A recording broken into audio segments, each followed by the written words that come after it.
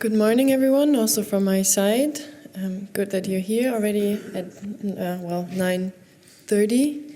It's my great pleasure to introduce to you our first speaker of this morning, Daniel Greenberger, who has been a professor of the City College of New York for a very long time, and has also had visiting professorships at Oxford, MIT, and Berkeley.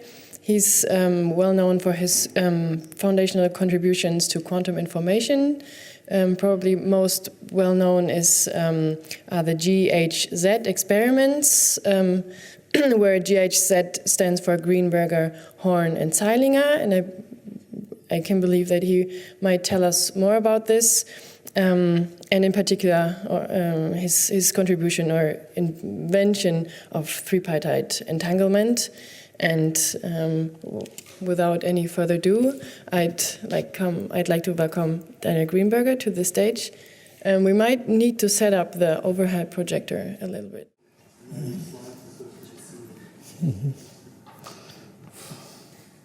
I thought it might turn it into Dovadawa. Okay.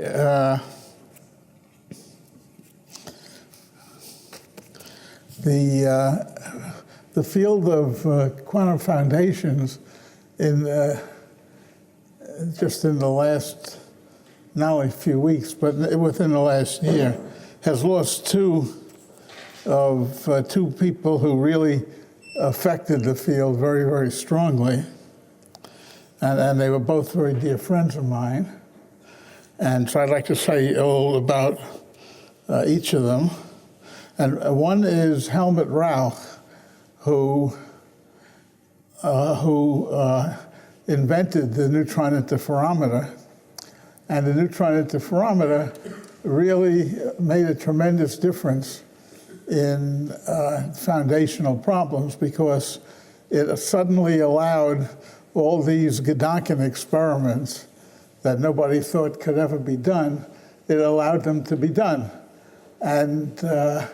And so Professor Rauch, who trained many, many students in the field, was he was directly involved in many, many of these experiments, and so it's a big loss, to have lost him. He's a very original thinker, and he's one of that group of experimentalists who also are very deep theorists. And the same is true of a number of his students. Anton Zeilinger was one of his students, and he actually had many, many others. Anyway, the title of the talk is Thoughts about Entanglement and Other Topics, since most of the talk is going to be on other topics.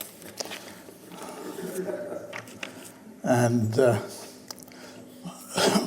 but one of the things about Rauch is it's a very good example of how serendipity affects the history of the subject. And so I'll give you a couple of anecdotes about some of the tremendous luck that went into, even after the careful effort of getting the neutron interferometer, of making it real. And the first of these was told at his funeral by Professor Badarek, who was a student of his and has since gone on to become well known in his own right. And I wasn't at the funeral, unfortunately. They told me he had died, but nobody told me they're about to have a funeral. I guess they figured I wouldn't come all the way from the States, but I would have done that for Professor Rauch. because I really, as a person, I really loved him and his wife. But here's just a picture of the neutron interferometer. What it is there a laser pointer or something? Now, the interferometer, it's just a single crystal of pure silicon. And so that the atoms here are lined up with the atoms here. It's just a very carefully built single crystal, and that the manufacturers use it to make integrated circuits. They just, with a microtome, they just slice off very thin slices from this silicon crystal, and the physicists talked them into presenting them with a few of them. And the first thing, and so here's the way it works anyway. This is a single crystal of silicon, and there are these three sort of walls, and the neutron comes in, it splits, and gets recombined. And where at the X's is where you do an experiment, like if you put a piece of glass there, it'll slow the neutrons on one side relative to the other. And the way you tell that is the percentage of particles that go to D2 relative to D1 changes as you change the phase of one side. And so that's how you get the neutron interference. And a number of tremendous experiments have been done that way. I'll just mention one without going into details, but but for example, it was used to show that if you take a fermion and rotate it by 360 degrees, it goes into minus itself. And so that, of course, has been known for a long time, the property of fermions, but people didn't think it would be possible to prove it. And but what you do is you split the neutron, and so half of it's on this side, and you put a magnetic field on, and you rotate it by exactly 360 degrees. And when you come here, if all the particles had been going into D1, they'll now all go into D2. So you can tell that you've shifted the phase by 180 degrees. So that's for an example of a fantastic experiment with the interferometer. Now, before the interferometer was invented, the X-ray interferometer was invented, and it works sort of the same way, but it works partly through absorption of the photons in the X-ray interferometer, whereas they only get scattered. In the neutron case, nothing gets absorbed. And so people thought it wouldn't work. And so they told Rauch that you couldn't build a neutron interferometer. So his answer was, well, let's try it.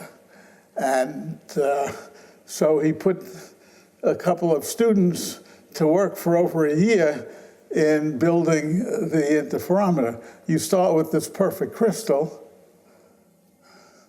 which has been given to you by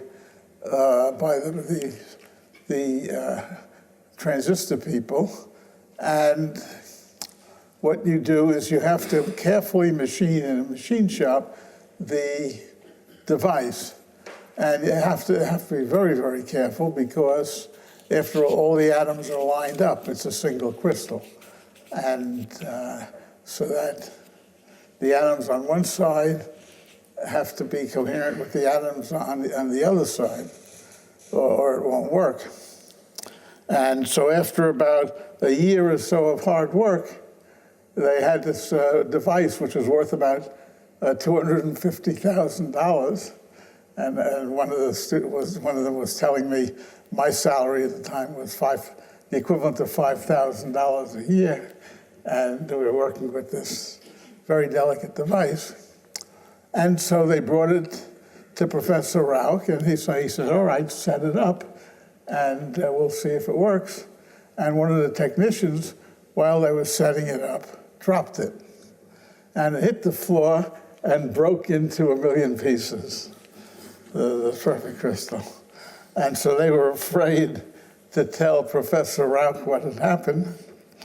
But finally, they had to, and they thought he would kill them. But instead, he took it very philosophically, and he said, well, you'll have to make another one. So they got another crystal from the manufacturer, and they worked another year, and they had an interferometer, and they set it up, and they put the neutrons in, and sure enough, they saw fringes very quickly. And so that was how the interferometer there got built. So Rauch said, okay, great, make another one now, because other people will want them. So they started again, they made another one.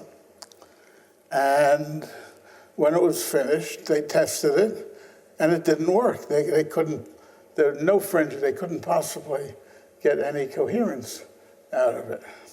So he said, well, make another one. So again, they set it up, and they made another one. And again, it didn't have any fringes. So they thought, this is very funny, let's call the manufacturer. So they called the manufacturer, and he said, well, let me look it up. And he said, yeah, what happened was that the first one and the third one and the fourth one were made by a new technique. And only the second one was made by the old technique. And of course, that's the one that had worked. And the trouble is that the new technique, in order to make it more pliable, the silicon, it was sort of doped with carbon. And carbon is poison to neutrons. And so it made it impossible to make a neutron interferometer out of it. And so if they hadn't dropped the original, it never would have worked, and they probably would have given up on the experiment. So that's a pretty fantastic story.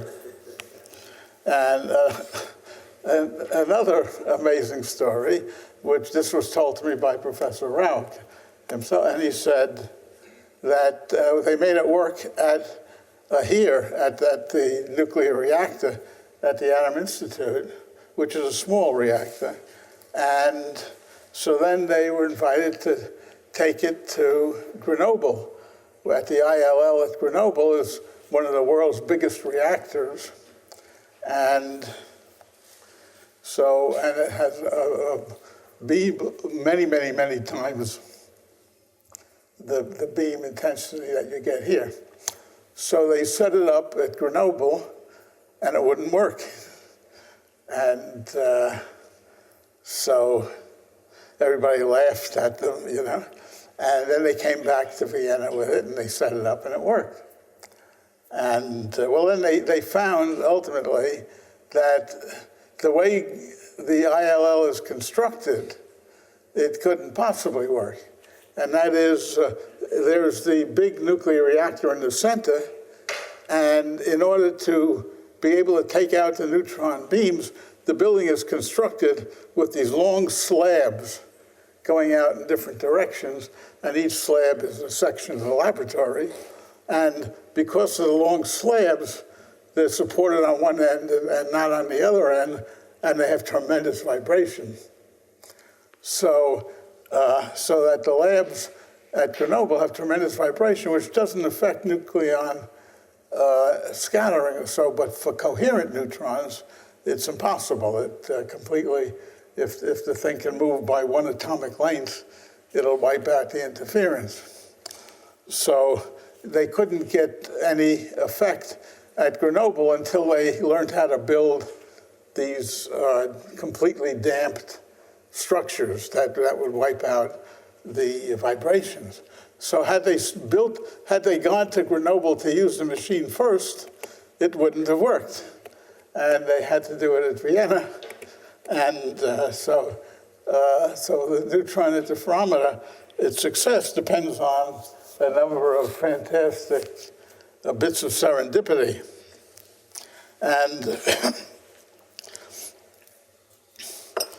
so anyway, Rauch was a real hero in the field and really did change the history of the field. And but one of the problems of reaching my age is that all your friends are dying on you, and so it's no fun to reach such an age that everybody's passing away. But as Winston Churchill said, consider the alternative.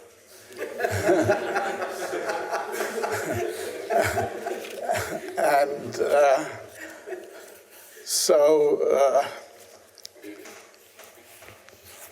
but one of the problems when these people die, they leave a big hole in your being. And one of the others who died this year was Mike Horne. And Mike Horne is sort of an unsung hero. He never got awards. He never got really notice or anything. And part of it was because of his own very humble personality. He was always self-deprecating and very modest. And yet, for example, without the CH-SH inequality, no experiments, or very few experiments, could ever have been done with the Bell theorem type experiments. And he did many other things. He was the chief calculator for Cliff Shull, and who was the Goyen of neutron experiments. And also, he was part of the GHZ states, the Greenberger, Horne, and Seilinger theorem, and which was a tremendous improvement on Bell's theorem.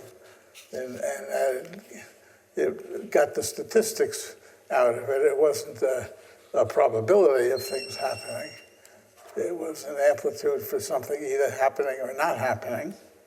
I'll say more about that in a minute. And so let's see, that's...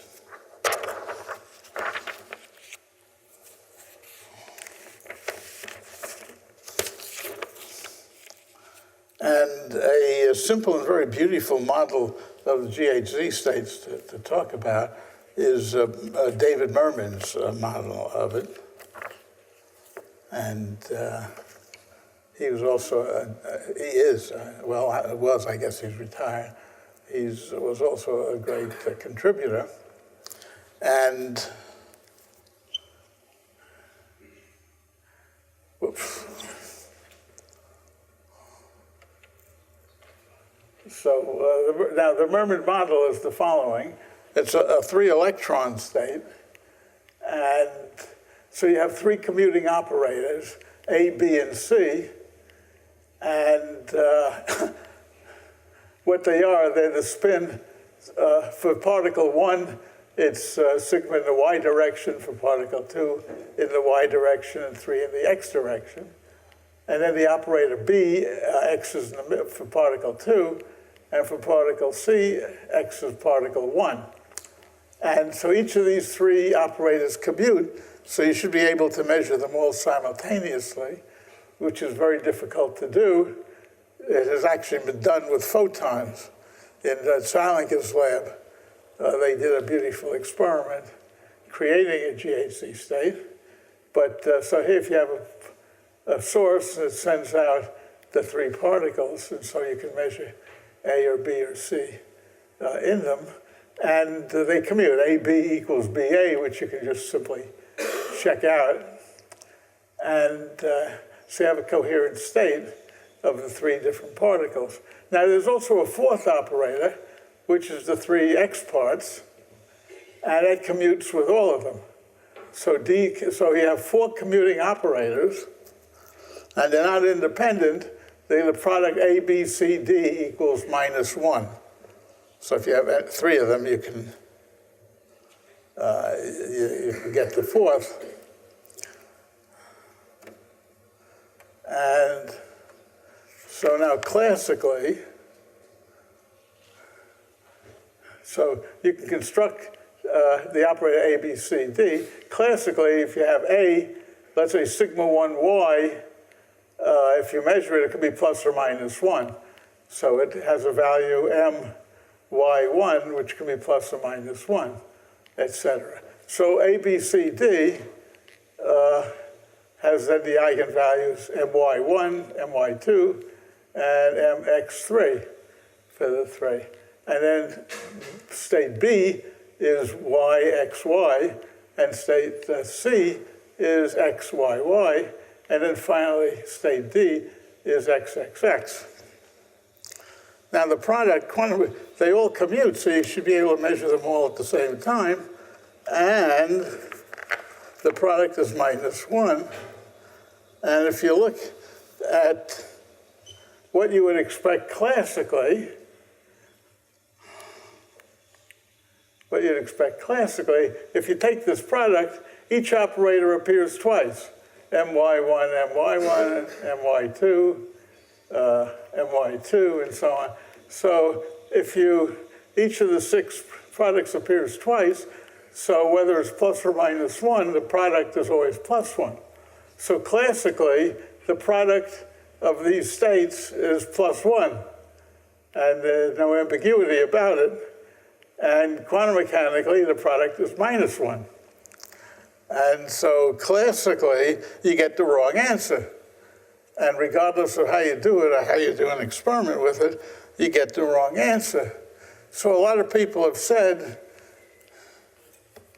well, instead of being statistical, like the Bell theorem, here you only have to do one experiment. And so, but if you believe quantum mechanics is right, you don't have to do any experiment, okay? Classical physics contradicts the result of the GHZ theorem. And so the very fact that it exists, if quantum mechanics is right, then the classical description is wrong. And so it's a refutation of essentially Einstein's Einstein's definition of reality, which is if you can do an experiment as one spot and determine something elsewhere without touching it, then that something must be an element of reality because you've determined it and you haven't in any way interfered with it. And so it must have been there independently of the experiment you did because you haven't done anything to change it. And so it's a refutation of the idea of a classical kind of reality in that sense.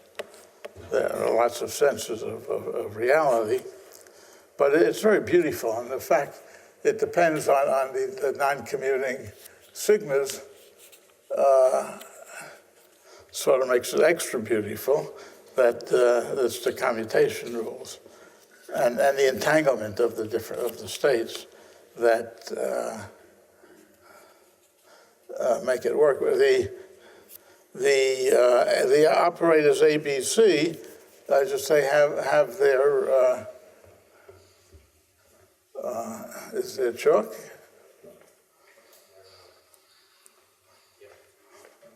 The eigenstates, there are 8 eigenstates.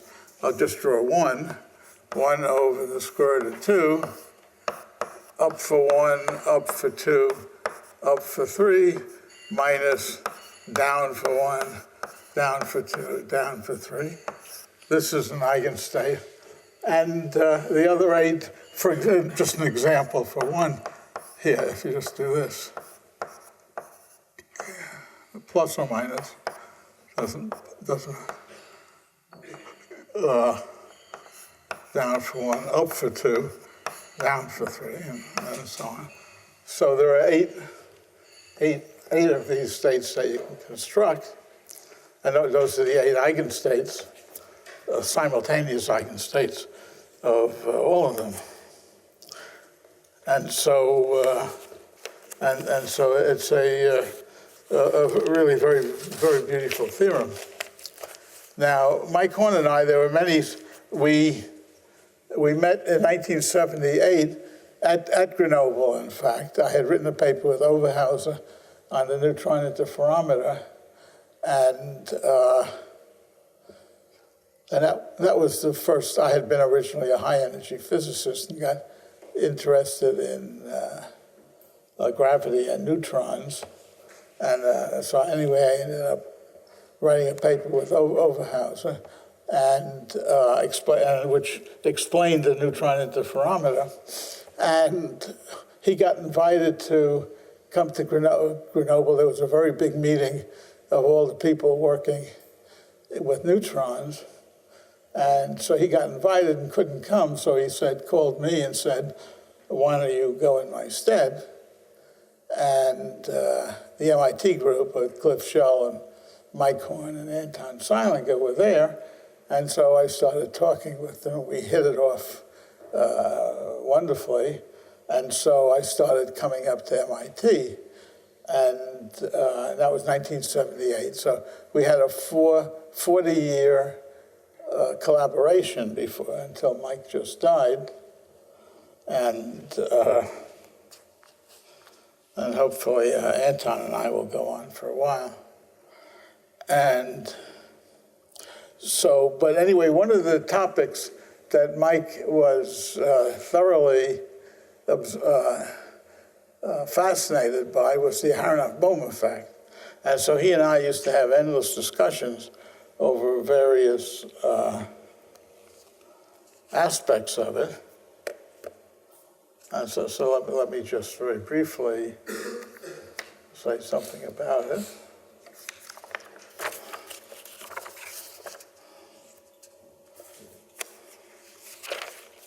One of the things about the Aharonov-Bohm effect is it really shows that quantum mechanics is non-local. There are many, many discussions of the locality of quantum mechanics, but they all depend on the interpretation of the wave function and so on. And there are all kinds of questions that you can raise, and so there are arguments all over. But this is a different kind of non-locality, and it's very beautiful. And Mike was very intrigued. I won't talk about that. Mike was very intrigued about the classical picture of it, and how far you could get classically, and the difference between them. But let me just give you sort of one take on what's going on, and that is you build a solenoid. Here's a top view of the solenoid, and there's a magnetic field running through the solenoid, and now there's a famous theorem, Stokes' theorem, says A dot dl is equal to the integral of B dot ds, the flux coming through it, is equal to the line integral of A going around it. And so if you make a path around it, the circular path, then the flux is B times pi r squared if the radius is a little r. And the line integral is 8 times 2 pi r. So that tells you A is proportional to r inside, and it goes around. And B comes out of the paper, and A goes around. They're perpendicular. Outside, B is non-zero only inside, so the flux is constant. So if you make a path outside, the flux is constant, and so ADL, again, it looks like 2 pi r times L, so A goes as 1 over r. Oh, and that's a mistake. That's a B r squared over 2r, that's an r, not a c, over little r. So A inside goes up a proportional to r, and goes down over 1 over r outside, and they're continuous. A is continuous right on the boundary where little r equals big R. So A exists everywhere, but B only exists inside the solenoid. B is non-zero inside the solenoid.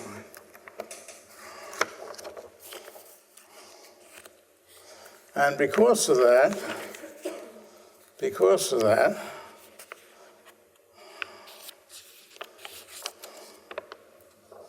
if you take an electron and split it with a beam splitter, now let 1/2 go around this way and 1/2 go around that way, it encompasses the flux. Now, so that the phase for particle 1 is the phase of particle 2 times e to the I times, I left out some constants, but e to the I times the flux is what's important. So psi 1 equals psi 2 times the flux. So what happens if there's no flux, if psi is 0, psi 1 equals psi 2. But if there is a B field, then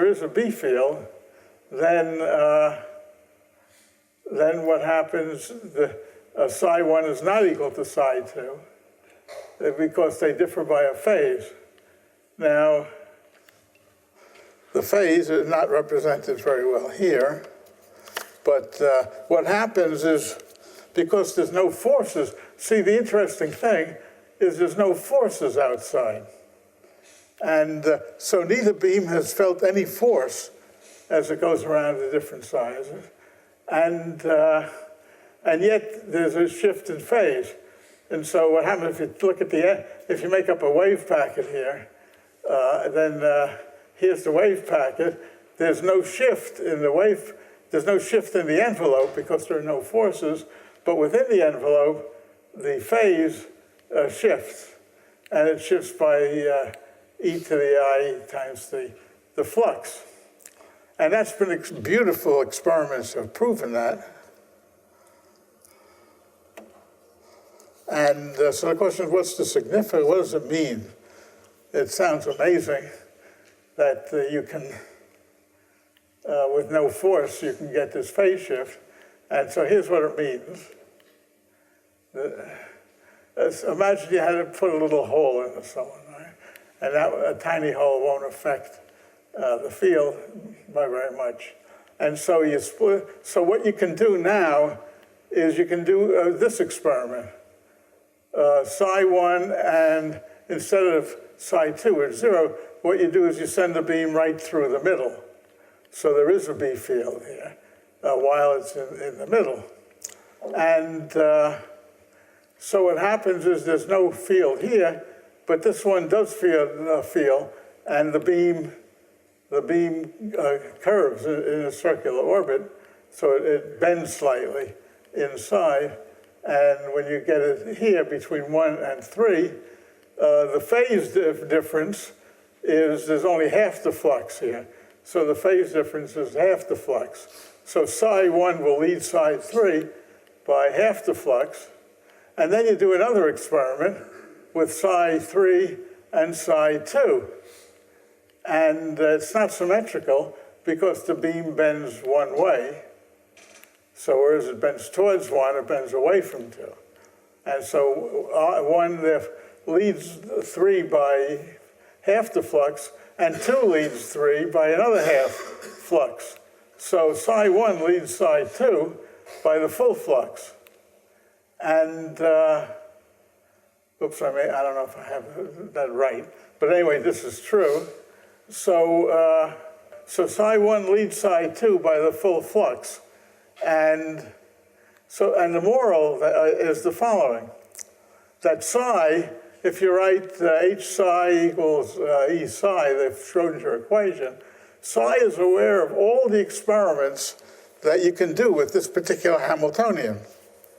The Hamiltonian describes the physical situation, and psi describes the solutions. And so even if you decide when you make a wave packet, if you decide only to use the ones in this region where there is no B field, okay, where there is no B field, nonetheless, if you look at all these plane waves that go through this, what happens is they're aware of the fact that there is a B field in here. And the phases here will be curved relative to the ones on the other side.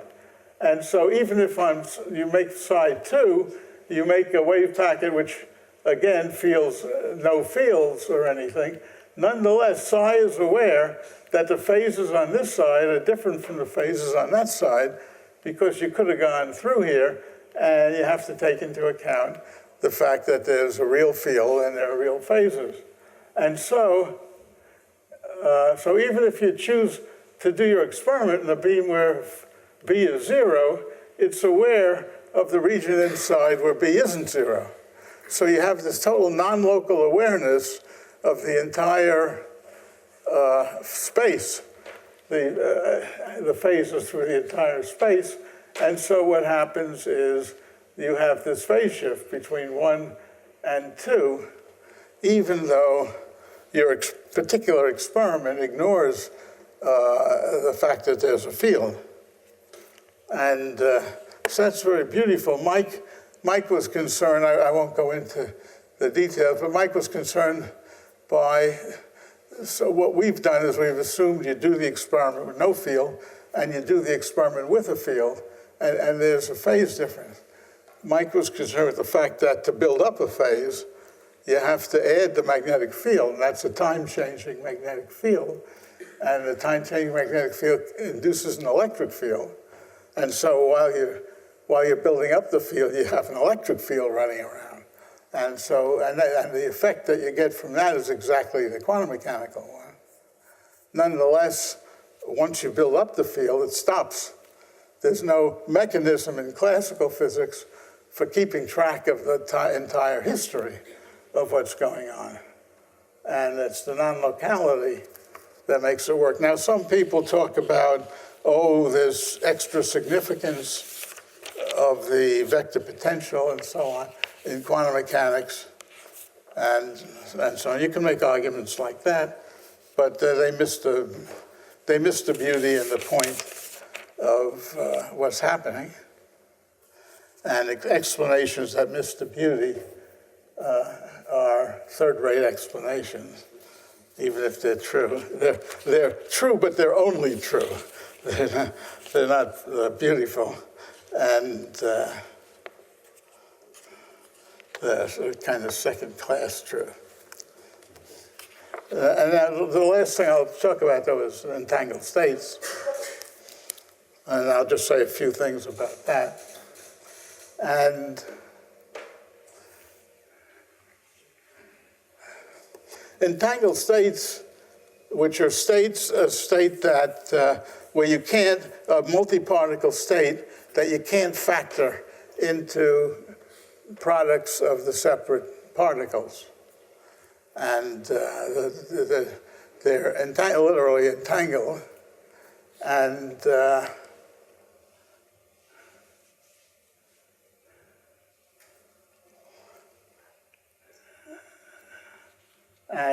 now, but they've been with us ever since the beginning of quantum mechanics. And people have used them and so on in the properties, but they just weren't aware of them. It wasn't until EPR that people really became thoroughly aware of the meaning of entangled states and their significance. See, for example, in the helium atom, you have 2 electrons, and so to the 0th order, there are 2 hydrogen atoms. But then there's the Coulomb interaction between the electrons, and there's the L dot S interaction.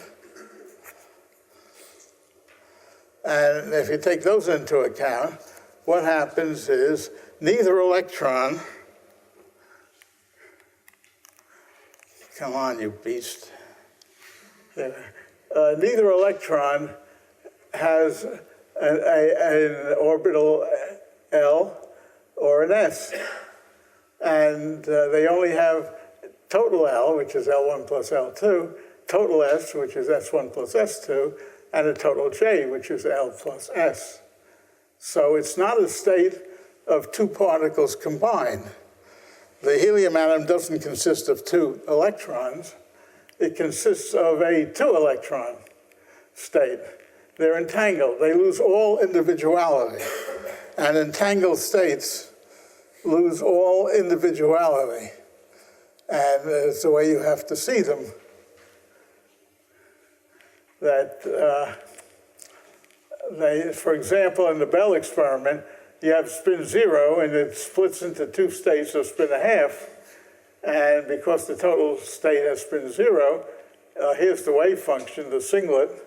And you see if one is up, if particle 1 is up, 2 will be down, and if 1 is down, 2 will be up. So neither particle has a definite spin. You can't ask what's the Z component of particle 1. It doesn't exist. It could be up or down. But what you do know is there's a definite correlation. If 1 is up, 2 will be down, and if 1 is down, 2 will be up. So the correlation exists, but there's no individuality for the individual states. And so that's the great lesson, or one of the great lessons of entangled states. The individual particles have lost their individuality. And of course, there's all kinds of wonderful things that go on with entangled states. But I'm just going to describe for you one experiment because it's so beautiful. It was done by Len Mandel and his students at Rochester. And an article by GHC in Physics Today, we described this experiment as mind-boggling. And I'll explain to you why it really is mind-boggling. And here's the experiment. You take a photon. Anything you can do with electrons, you can do with photons and so on. And there's an analog. So you take a photon. Now, this depends on the existence of down conversion. Now, parametric down conversion is a fantastic tool for creating entangled states, entangled photons. And until it existed, making entangled photons was a real hellish job.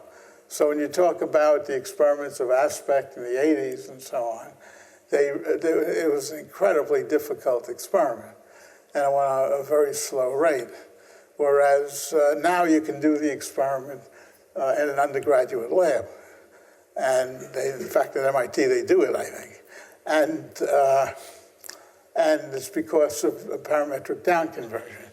Now, what parametric down conversion does, it takes one photon, it goes into a nonlinear crystal, and what comes out is two photons of lower energy. And they're both coherent with each other. And depending on how you cut the crystal, they can both be horizontal or vertical, or one can be horizontal and the other vertical. And you get the coherent combination of the two. So today we can easily make coherent entangled photon states. And they have these wonderful properties, one of which I'll show you. So what happens is, you just take a photon and put it through a beam splitter. And part of it is A, and part of it is B. And each one goes through a nonlinear crystal and gets down converted. So A gets down converted into C and D, and B gets down converted into E and E prime. Now, so what happens is you then do an interference experiment here, where beam C gets reflected and then goes through another beam splitter, and B converts to E, and it goes through a beam splitter. And so you get here, or you could put another beam splitter here. I mean, you could put another detector here. And so here are these two pairs, and you would expect to get interference pattern at D. But it turns out you don't. And the reason you don't is because if you look at A, the one that goes here, it goes into D prime, and this is a transparent crystal, the down conversion. So it goes when it comes out here as D prime. On the other hand, if this one is converted here, part is E and part is E prime. Now, if you put a detector here, you can tell as you move the detector, you can see, for this is D and E, and you can tell which of the two photons you're seeing. So if you're seeing D, you know the path.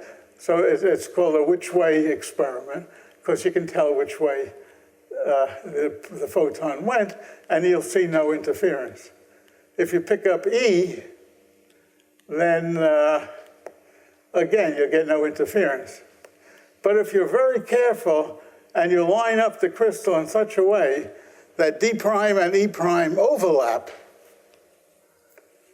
at the moment they overlap, you can't tell any longer which crystal, which way the beam went. Because if they overlap, you can't tell if it was this one or this one. And as a result, you get coherence, and then and as soon as they overlap, you see fringes. So when the two beams overlap, you see fringes. Now, you don't even need the detector E, because in principle, you can't tell which beam the down conversion took place in. Whether the initial photon went this way or went that way, you can't tell because they perfectly overlap. Now, the reason that I call this experiment mind-boggling is because this photon E over here, which determines either which beam they were in or the fact that they're in a combination of both, it's not even in the circuit. This goes one way, this goes the other. So it's this photon and this photon that are interfering, and this one just goes its own merry way. And this one also goes its own merry way. And the only thing they do is overlap or not overlap. So you get interference if you don't have overlap. So if you can determine which way knowledge, 10 minutes to go? I'm almost finished. So if you get overlap, there's interference. If there's no overlap, there's no interference. And you determine this by monitoring somebody who isn't even in the experiment. And if that isn't mind-boggling, then you've got a mind that won't boggle.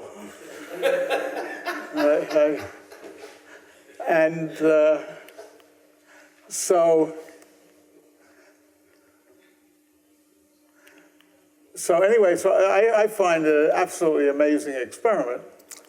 And now there are other features, which I won't go into. But the moral of the experiment then, good experiments have morals.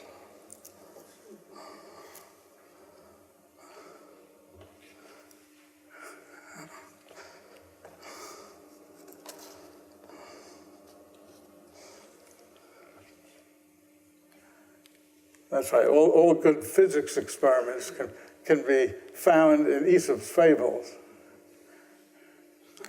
The moral is, if in principle you can't tell which way into which way information that comes in one beam or the other, then the beams will interfere.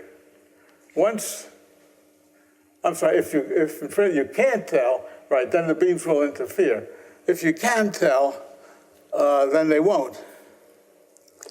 And so that's a major feature of interpreting quantum mechanics.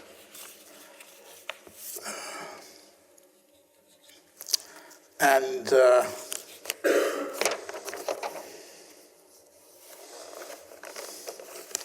it's a major feature of entangled states. And let me just say, without going into it, that this is the secret of quantum computing. It's the secret of Schur's factoring lemma. And that circuit doesn't consist of individual electrons. It consists of a coherent mixture of entangled electrons. And they have no individuality, which is why they can interfere. So what you have is not an electron system. You have an electron system, n electrons, but none of them have individuality. And the same thing, quantum teleportation, it depends on the same result.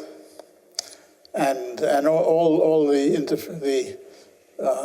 and there are a lot of really amazing entanglement results, and they all depend on this very same feature of the fact that the entangled states have lost their individuality and are very, very, very, very non-classical in nature. Okay, so that's all I wanted to say. So, yeah.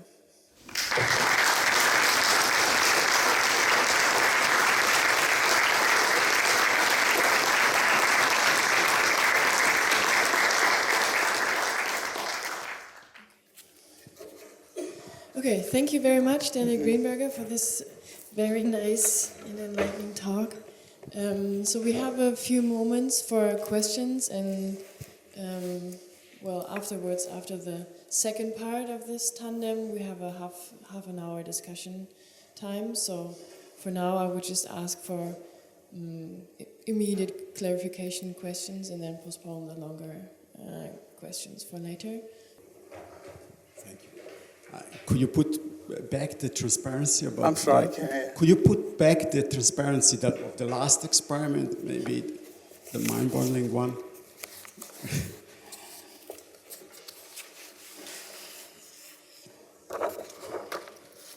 So I'd just like to comment and hear your opinion. Actually, what is most surprising for me, that even if you put the two output beams D prime and E prime together, they overlap, and only afterwards you block the beam D, which connects the two down conversion crystals, then you lose interference.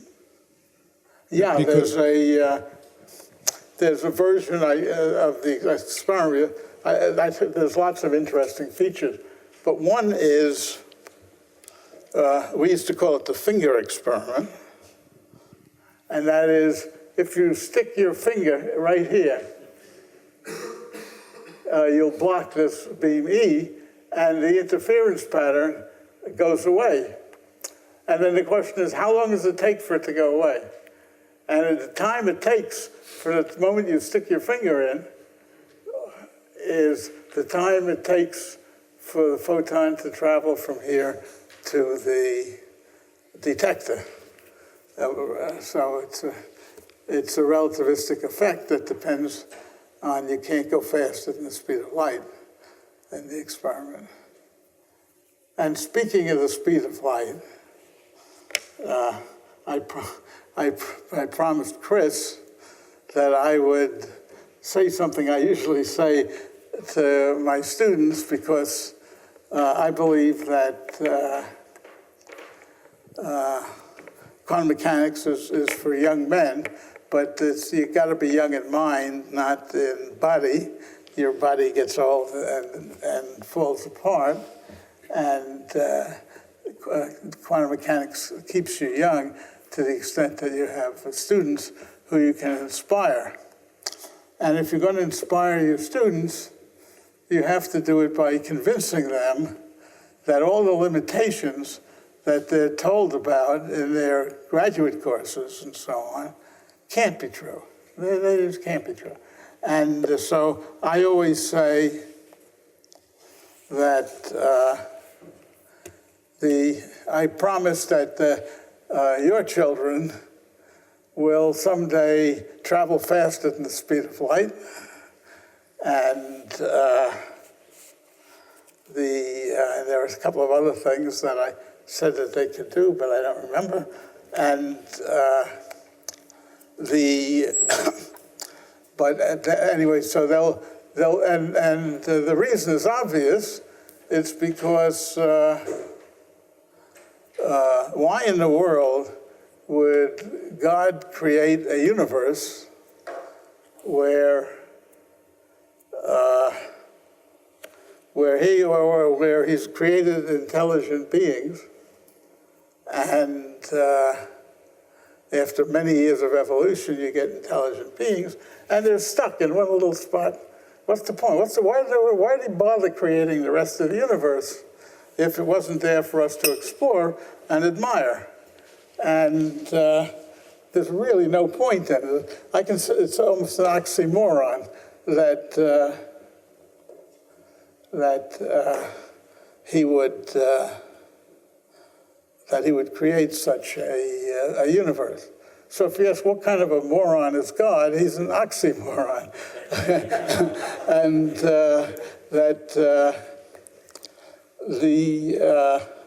I can't conceive of it not being possible to communicate faster than light, and a whole bunch of other restrictions of that type. So, go to it. It's just a question. Now, the way Thomas Edison would have done, he would have tried sending a photon through every material and seen which one ended up faster than light. It's not a good way to do it. And but someday we will. Look, we already know how to slow down light to zero speed. There's no reason we can't speed it up. And again, it's not that relativity is wrong. It's that relativity is limited, like all of our theories. And there are generalizations of it, which we will discover if we keep looking with an open mind is what's necessary. So I encourage all students to respect what your elders teach you, but don't believe what your elders teach you. And because there's a whole infinite of worlds out there, and so on.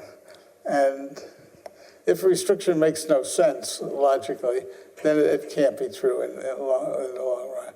It's just a lack of imagination that forbids us from seeing it. Remember when the 4-minute mile, there was a 30 or 40-year period when people came very close to running a 4-minute mile, and nobody could break through. And the instant was Bannister, John Bannister, who ran a 4-minute mile. Within 5 years, everybody was running a 4-minute mile.